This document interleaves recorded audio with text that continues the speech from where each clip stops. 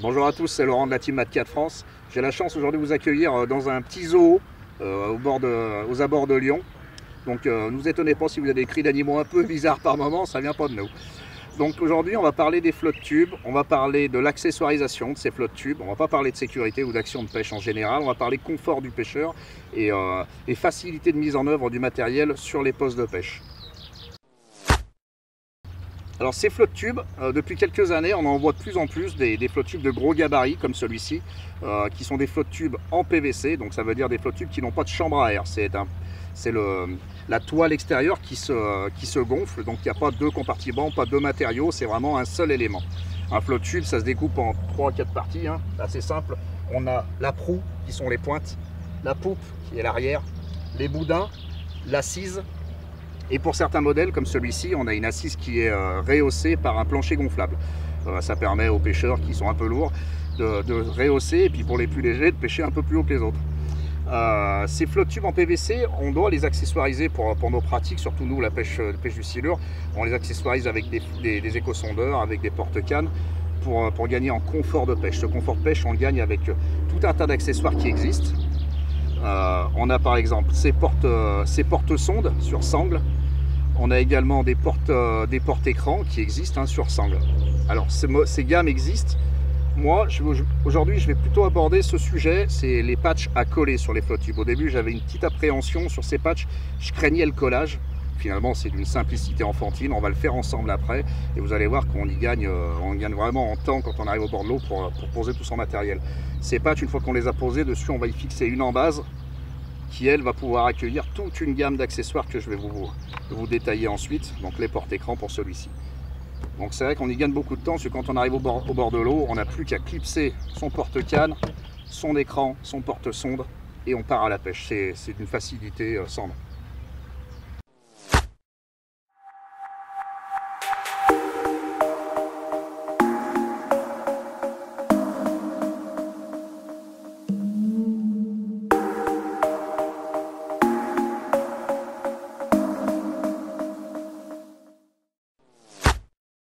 Donc je vous ai dit que je vous détaillerai un peu cette gamme d'accessoires. On va commencer par un truc qui n'a rien à voir avec. Cette année, vous connaissiez nos palmes, hop, nos palmes donc de grande longueur, hein, qui étaient prévues donc pour des grands déplacements et pour déplacer beaucoup d'eau. Vu qu'il y a de plus en plus de flottes tubes qui sont motorisées, cette année on a sorti une gamme de palmes courtes qui servent juste en palme d'appoint. Donc par contre elles ont une grande souplesse, elles ont quand même elles donnent une grande inertie quand même sur les battements. Elles ont une bonne flexion, une bonne impulsion au palmé. Hop. Donc ça c'était une aparté. Ensuite dans les gammes d'accessoires qu'on va avoir, on va avoir un support de moteur qui va se fixer donc sur le côté ou sur l'arrière des flottes tubes. Et puis moi dans les accessoires que j'utilise, on va avoir un porte-écran pour l'éco-sondeur, un porte-sonde et des porte-cannes. Alors les porte-cannes, on en a deux types. On a le simple et on a le multiple. Hop.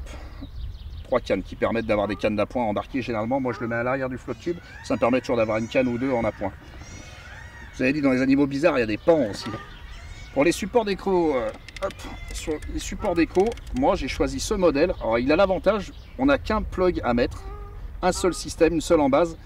Et en fait, sur ce support, il y a le bras qui porte et la sonde et l'écran. Il est vendu en deux modèles, avec un modèle fin, comme celui-ci, et un modèle qui est un petit peu plus large pour les autres marques, parce qu'on a prévu un peu toutes les marques. Aujourd'hui, on va faire donc on va placer ce produit, donc le pad. Moi, je vais décider de placer une canne devant, sur mon avant droite, pour avoir accès à une canne rapidement. Je pêche souvent à la main et ça me permet de pouvoir récupérer cette canne rapidement pour récupérer le poisson. Donc on va définir la zone sur laquelle on va loger ce système et puis on va tout mettre en place et puis je vais vous montrer comment on fait ça. Alors la première chose c'est de déterminer la zone exacte à laquelle on veut placer notre patch. Donc moi je l'ai trouvé, ça sera ici, hop, et donc on va dessiner la forme du pad au stylo pour en avoir les contours. Hop. Voilà. Donc là on a notre marque. Hop. Donc il est bien détouré. Et l'action suivante, donc ça va être de mettre du scotch. Alors moi je prends du scotch papier, ça va aussi bien. Et de délimiter cette zone à l'aide du scotch.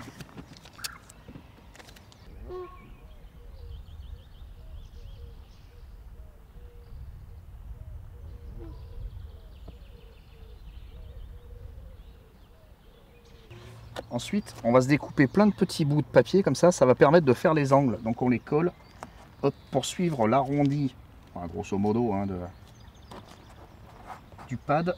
Hop. Donc moi je les avais tous pré-découpés, ça fait gagner un peu de temps pour la mise en place. Voilà. Et donc là on a réussi à réaliser notre arrondi, plus ou moins. Alors après c'est pas une science exacte non plus, hein.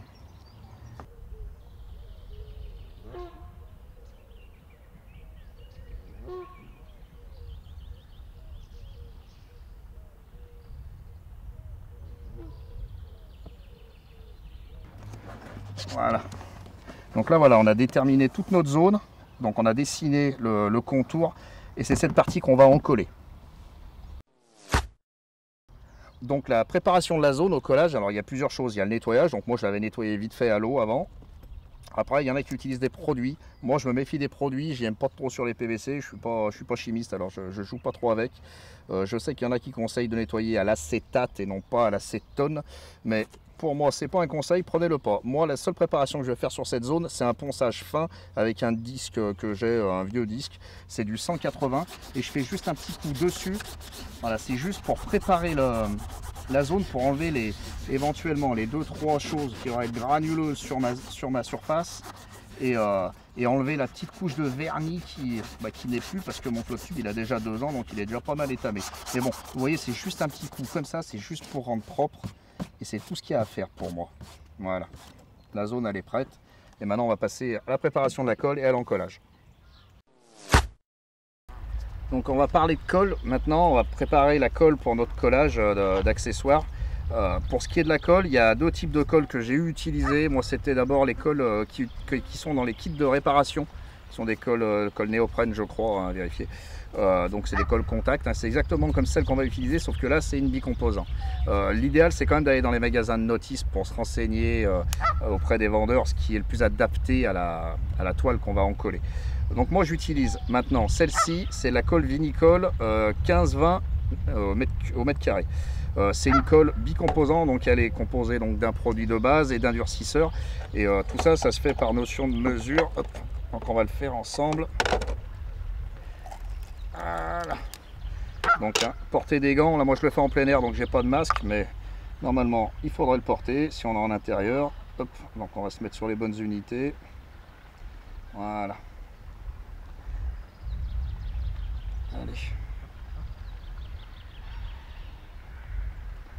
Donc il faut en préparer assez pour le collage qu'on a à faire.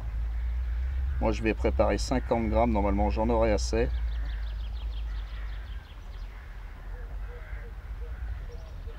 Voilà, donc 50 grammes de produit. Alors après, selon les normes utilisateurs de vos colles, moi c'est une 7 parts. Alors c'est pas 7%, c'est 7 parts.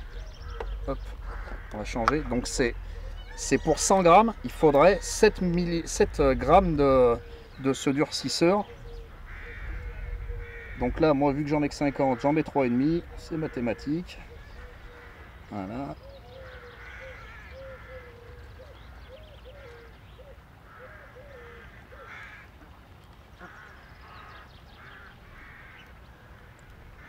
Voilà.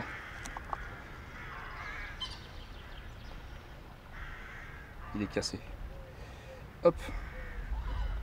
Voilà. Et donc là, on fignole pour le demi-gramme. On va essayer de doser. Voilà. Et donc ensuite, eh ben, il faut mélanger cette colle pour que les deux s'assimilent l'un à l'autre. Donc ils disent environ 2 minutes hein, de brassage. Donc là notre colle elle est prête, elle a été bien brassée. Donc maintenant le but du jeu hein, c'est d'en répandre sur toute la partie du Flottube. Hop. Alors il faut essayer d'en mettre que sur la partie où on veut en coller parce que ça s'en va pas. Hein. Donc hop, et pas en couche trop épaisse non plus. On essaie d'être régulier sur les couches parce que c'est important pour les phases de séchage. C'est des colles qui se font en 2 temps. Donc la première phase, c'est d'encoller les 2 parties, de laisser sécher environ 10 minutes, c'est les données constructeurs, hop, pour donc laisser sécher 10 minutes et ensuite seulement, on va, une fois que la partie sera sèche au toucher, on pourra encoller faire une deuxième phase d'encollage. Donc on a encollé le flotte tube, maintenant on va encoller hop, le pad. Donc pareil, et on va bien sur les bords parce que c'est souvent ces parties-là qui sont mal encollées et qui finissent par corner un petit peu. Alors après, je vous cache pas que c'est pas parce que ça s'est corné sur 1 mm sur un coin que ça va s'arracher. Hein. Croyez-moi qu'il y a quand même... moi j'ai essayé de tirer fort dessus et ça y vient pas. Hein. Donc voilà, hop, on en met bien sur toute la surface. Et après on aura une phase d'attente donc d'environ 10 minutes, le temps de séchage de cette première couche.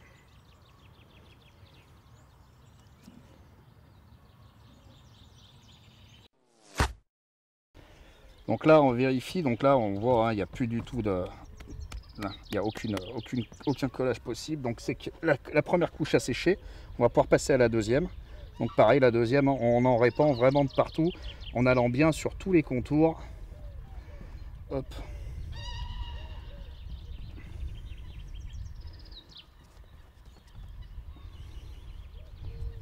Hop.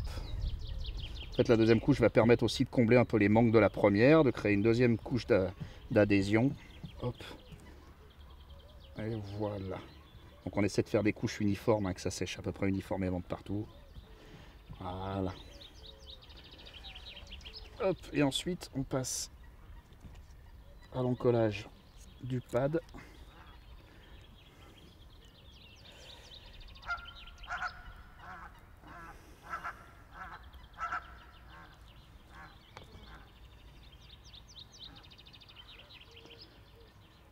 Alors l'intérêt de porter des gants, c'est une colle assez agressive et on essaie d'aller vite, on en met un peu de partout, ça permet de ne pas se brûler la peau, parce que c'est quand même très, très corrosif comme colle. Voilà. Donc là, on a encollé la deuxième phase et on laisse un temps de séchage. Pareil, d'environ 10 minutes. Donc là, les surfaces sont sèches. On va pouvoir donc procéder au collage, hein, au final. Donc là, on n'a qu'une chance. Hein, quand on va apposer le patch, il faudra bien prendre ses repères, s'aligner correctement sur le support. Donc là, voilà, on prend bien ses marques. Hop, et ensuite, donc, on va presser l'ensemble du patch sur la colle et appuyer bien sur les bordures. Avec un outil rond, donc là moi j'utilise le cul d'un tournevis, hein, ça va très bien. Donc là on fait les bordures, on appuie fortement sur les bordures pour que toute la colle prenne bien, pour éviter que ça rebique, hein, sur un coin ou quoi. Alors, après comme je vous disais, c'est pas important, mais c'est pour de l'esthétique. Hein. Donc on va bien frotter sur l'ensemble des côtés et bien au bord pour chasser éventuellement les bulles d'air qui auraient été emprisonnées. Et également pour confirmer la saisie des 2 parties de colle. On va ensuite enlever donc, ce tour là qui n'a plus à y être. On l'enlève avant que ce soit trop sec parce que des fois il y a des petits bouts de papier qui sont coincés dessous, comme là. Hop. Et donc voilà, on a fini notre collage, tout est impeccable. Donc voilà, on a réalisé ce collage, hein, vous avez vu, donc c'est plutôt simple, hein, il y a quelques étapes à suivre, surtout sur les notions de collage, hein, c'est les phases de séchage, les phases de trempage, respecter les rythmes, les temps de repos. Et puis une fois qu'on a encollé cette base, généralement, il est conseillé d'attendre une douzaine d'heures pour que la colle soit bien ferme, bien prise, hein, éviter de coller pour partir à la pêche tout de suite après. Surtout sur des gros accessoires comme les éco-sondeurs qui sont plutôt lourds et avec le porte-à-faux, ils arrivent à arracher la colle quand elle est encore fraîche. Donc vous voyez, hop, moi, mon embase, elle est prête. Hop.